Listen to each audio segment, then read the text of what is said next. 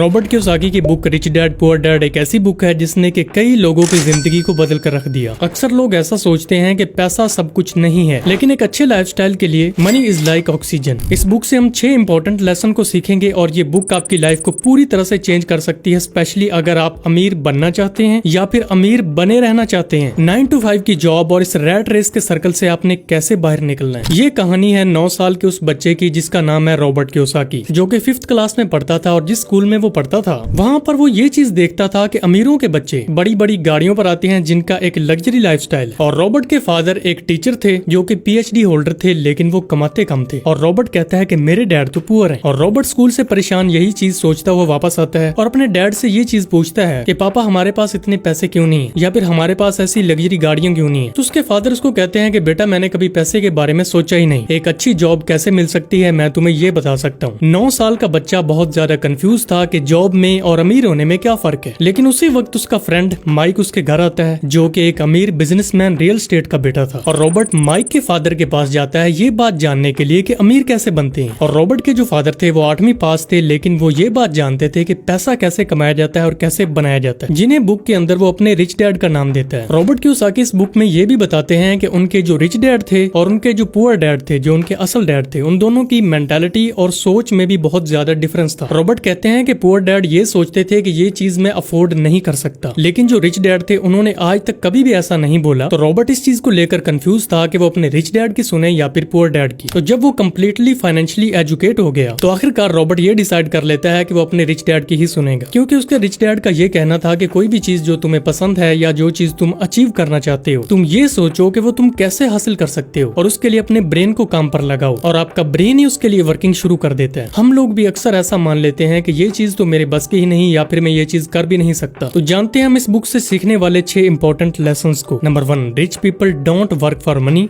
Money work for them. Robert का कहना है कि पुअर और मिडिल क्लास लोग पैसे के लिए काम करते हैं, लेकिन अमीर लोग पैसे के लिए काम नहीं करते बल्कि वो पैसों से काम करवाते हैं। और इस पूरी बुक में जितने भी लेसन्स हैं, हर एक में रॉबर्ट अपने रिच डैड को अपने पुअर डैड से कंपेयर करते हुए हर एक लेसन में बहुत ही अच्छे तरीके से एक्सप्लेन करते हैं। यानी वो रिच आदमी को एक ऐसे आम आदमी के साथ कंपेयर करते हैं जो कि रैट रेस में दौड़ रहा है, क्योंकि सोसाइटी तो हमें यही कहती है कि स्टडी करें, जॉब हासिल करें, उसके बाद ही आप सर्वाइव कर सकते हैं। लेकिन जैसे ही हमारी जॉब लगती है तो हम उससे चीजें खरीदना शुरू कर देते हैं, हम उससे गाड़ियां खरीदना शुरू कर देते हैं, हम उससे कपड़े खरीदना शुरू कर देते हैं, हम उससे घड़ियां खरीदना शुरू कर देते हैं, हम उससे फोन खरीदते हैं, वेकेशंस खरीदते हैं, जिससे हम सिर्फ अमीर नजर आ सकते हैं लेकिन हम हकीकत में अमीर होते नहीं। और यही हमारी सैलरी हमारे लिए बिल्कुल एक ड्रग बन जाती है और हम रैट रेस का हिस्सा बन जाते हैं। और ऐसे में हम पैसे के लिए काम करना शुरू कर देते हैं। लेकिन जो रईस लोग होते हैं वो पैसे के पीछे नहीं भागते, पैसे के लिए काम नहीं करते, बल्कि पैसा उनके लिए काम करता है। हम सबसे बड़ी मिस्टेक ये करते हैं कि अपनी सेविंग्स को कम कर देते हैं और अपने एक्सपेंडिचर को कम नहीं करते, बल्कि कोई ऐसा तरीका तलाश करें कि हम अपनी इनकम को कैसे बढ़ा सकते हैं। और यही चीज हमें ये पहला लेसन सिखाता है। Number 2, it is easy to make money but difficult to keep and grow. यानी पैसा बनाना बहुत आसान है और पैसा बनाए रखना और ग्रो करना सबसे मुश्किल है। यूएसए में एक स्टडी हुई ऐसे लोगों की लाइफ पर जिनकी लॉटरी निकलती है, और लॉटरी यकीनन ऐसे लोगों की निकलती है जिनके पास ऑलरेडी पहले पैसा ना हो। और होता क्या है कि वो गरीबी से निकलकर अमीरी में चले जाते हैं और फाइनेंशियल एजुकेशन ना होने की वजह से वो दोबारा अमीरी से गरीबी में चले जाते हैं और उनकी लाइफ में कोई भी चेंज नहीं आती। आपने अक्सर कई सारे एक्टर, एक्ट्रेसेस, सेलिब्रिटीज, क्रिकेटर, उनको देखा होगा कि वो अपने करियर के पीक पर कितना ज्यादा पैसा कमाते हैं और उनका कितना ज्यादा अच्छा लाइफस्टाइल होता है। लेकिन वो सबसे बड़ी मिस्टेक ये करते हैं कि अपना सारा पैसा खर्च कर देते हैं और एक वक्त ऐसा आता है कि वो बैंकरप्ट हो जाते हैं। लेकिन रॉबर्ट ने एक बहुत ही इंपॉर्टेंट डेफिनेशन को यहाँ पर एक्सप्लेन किया है, the definition of assets and liability. हमें ऐसा लगता है कि जो भी चीजें हम खरीदते हैं वो हमारे एसेट्स हैं, जैसे गाड़ी हमारा एसेट है, जो भी घड़ी हमने खरीदी वो एसेट है, जो भी फोन हमने खरीदा वो भी एसेट है। लेकिन रॉबर्ट ये बताते हैं कि एसेट वो चीज है जिसकी वैल्यू आगे चलकर और ज्यादा बढ़ जाती है। फॉर एग्जाम्पल, अगर आपने एक गाड़ी परचेज की और जैसे ही आपने गाड़ी को शोरूम से बाहर निकाला उसकी वैल्यू कम होगी और 1 साल बाद उसकी वैल्यू और ज्यादा कम हो जाएगी, तो वो आपका एसेट ना हुआ बल्कि आपकी लायबिलिटी हुई। और एसेट वो चीज है जिसको अगर आप ऑन करते हैं तो वो आपके लिए पैसा कमा कर देगा, आपके पैसे को जाया नहीं करेगा। तो इस डेफिनेशन को मद्देनजर रखते हुए हमने इस चीज का ख्याल करना है कि क्या चीज हमारे लिए एसेट है और क्या चीज हमारे लिए लायबिलिटी है। अब स्टॉक्स बहुत ही अच्छा एसेट है क्योंकि इसके अंदर आप किसी भी कंपनी की फ्यूचर ग्रोथ को खरीद रहे होते हैं। गोल्ड एक बहुत ही अच्छा एसेट है। ज्वेलरी अच्छा एसेट नहीं है क्योंकि उसमें काफी चीजें कट जाती हैं, बल्कि डिजिटल गोल्ड एक एसेट है, सिल्वर एक एसेट है, रियल एस्टेट एक एसेट है। और यही रिच और पुअर के दरमियान डिफरेंस है। रिच मेंटालिटी यही है कि ऐसी चीजों के ऊपर पैसा खर्च करें जो कि आगे चलकर आपको और ज्यादा पैसा कमा कर दें। Number 3, it is important to have side income along with your job. ये सबसे बड़ा लेसन है स्पेशली हमारी आज के यूथ के लिए। हमारी आज की इस मॉडर्न वर्ल्ड में आपके लिए बहुत सारी अपॉर्चुनिटीज मौजूद हैं। अगर आप कोई जॉब करते हैं तो उस सैलरी के अलावा आपकी कई सारी साइड इनकम होनी चाहिए, और जो आपकी रेगुलर इनकम होगी उससे ना सिर्फ आप अपने एसेट्स बना सकते हैं बल्कि आपको एक तरह की फाइनेंशियल फ्रीडम मिल जाएगी। आप कोई भी स्किल सीख सकते हैं अपनी पैसिव इनकम को जनरेट करने के लिए, जैसे आप कंटेंट क्रिएशन की तरफ आ सकते हैं, ग्राफिक डिजाइनिंग कर सकते हैं या फिर फ्रीलांसिंग कर सकते हैं। कोई भी ऐसी स्किल सीख लीजिए। नंबर 4,